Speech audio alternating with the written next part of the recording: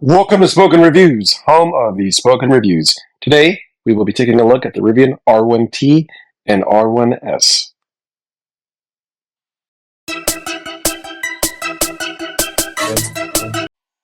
All right, let's start by taking a walk around the Rivian lot. One thing I'll note is that there's about a 16-inch difference in length between the Rivian R1S and R1T. This is something that people don't really talk about that often, and I did not realize until I got out there.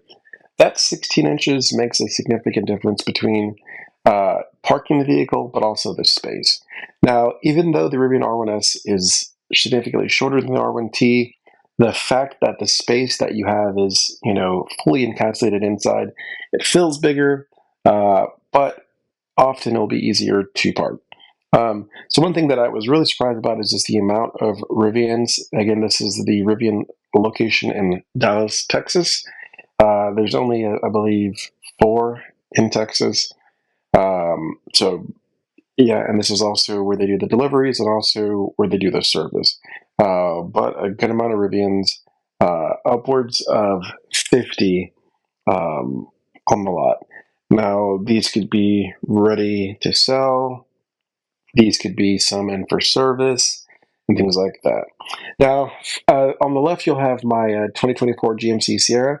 I do want to note that that is 231 inches long and 81 inches wide versus the Rivian R1T, which is 217 and 78, and the R1S, which is 201 and 82. So that was something that I had to factor in as I'm kind of making the decision, right? So again, my GMC is going to be longer than both, significantly longer than both. These will be easier to park in the lot. But I do think that overall width, the difference in width on the R1T versus the R1S is going to make a significant difference. Often, I think that width in a vehicle gives it that spaciness inside. Um, Here we have the R1T parked right next to the GMC, just so you can kind of see the difference in length there. Also, you see the difference in width and just how different the bed sizes are, right? So significantly larger truck bed with the GMC, right? So more traditional, more for, hey, I'm doing the traditional items. Now you can still get stuff done in the Rivian R1T, but uh, I wouldn't necessarily consider it a work vehicle like the GMC or the Chevy or the Ford. I believe what people are calling this is more of a lifestyle vehicle. And that's something that you'll hear often as you look at these reviews. But yeah, just seeing these side by side, definitely pros and cons. Uh, like anything in life, right? There's some good, there's some bad, and you kind of have to pick what works for you. I was really impressed. I thought that the Rivian was going to be a lot smaller than the GMC, and having them side by side and having the Rivian at right now at a higher level, I didn't feel that way. Now this is next to an R1S. As you guys can see, the R1S is going to be a little bit wider.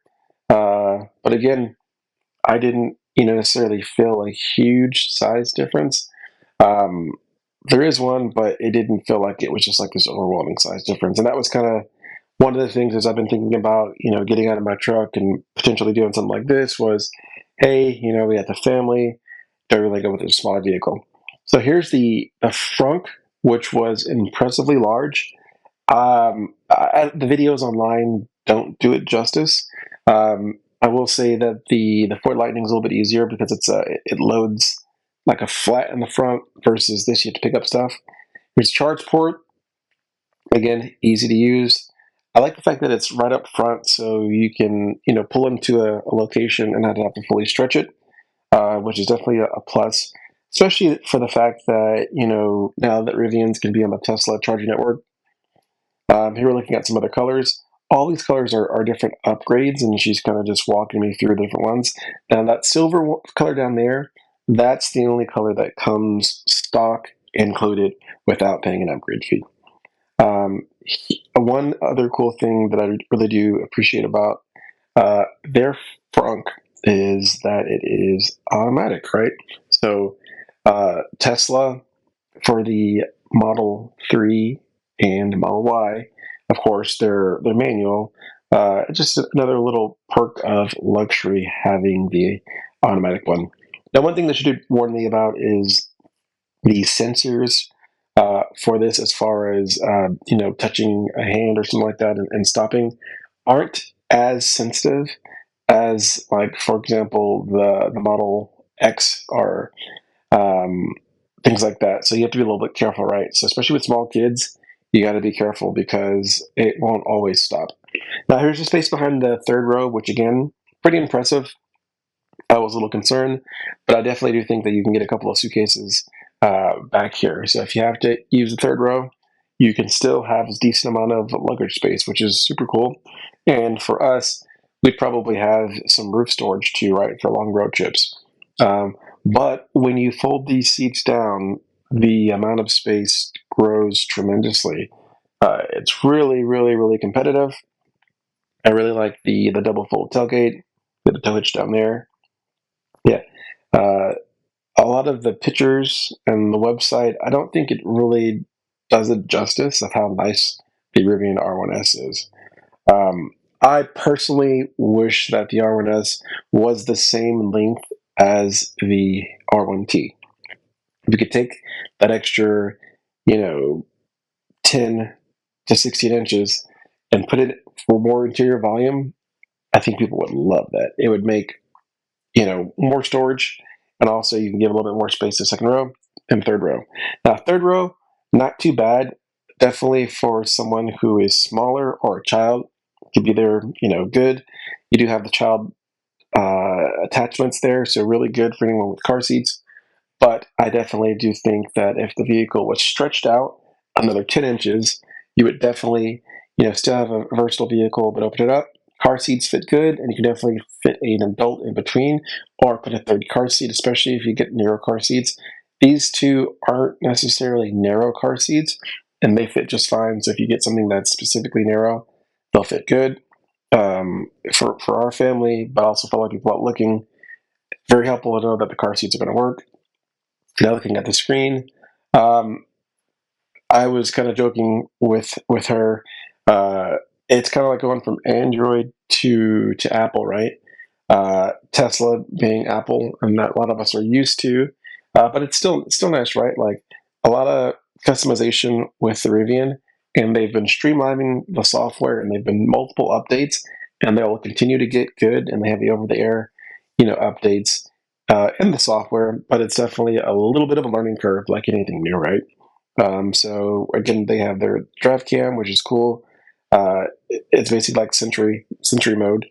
A lot of the inspiration for the vehicle is, shamelessly not, taken from Tesla, which is to me a great, compliment to just how good the Tesla software is. Um, a lot of goodness here. Super super quick, super speedy. Played with this for 15, 20 minutes. At no times did I ever feel like, hey, this is going slow. Everything that you need, from navigation to climate to settings to regen to the height, can be found here.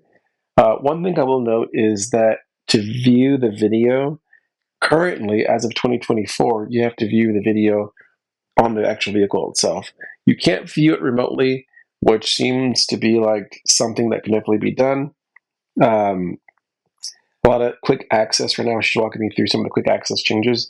So these are like changes and settings that aren't necessarily like essential you'll be using all the time, but you can still get to them through the quick access. So really, really, really impressed with the overall UI. I would say that I wish the screen was a little brighter, especially now that I've been in and out of other vehicles.